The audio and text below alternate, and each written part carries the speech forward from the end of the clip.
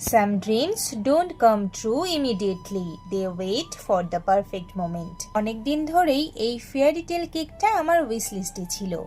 এরপর একদিন আমার এক পরিচিত দিদি ওনার 14 বছরের মেয়ের বার্থডের জন্য কেক অর্ডার করলেন।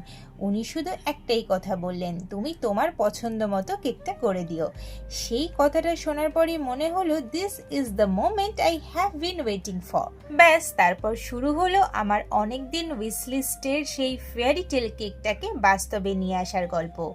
প্রতিটা টপার, প্রতিটা ফ্লাওয়ার, প্রতিটা ছোট্ট details made with love, crafted with passion. কিন্তু সবচেয়ে ম্যাজিক্যাল ঘটনাটা তখনও বাকি ছিল। বার্থডে গার্লের ড্রেসের কালার কম্বিনেশন আর আমার কেকের কালার কম্বিনেশন একদম পারফেক্টলি ম্যাচ করে গিয়েছিল।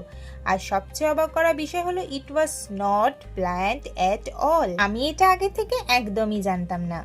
এই ছোট্ট কোইন্সিডেন্সটাই আমার কাছে কেকটাকে আরো স্পেশাল করে দিয়েছে। Thank you.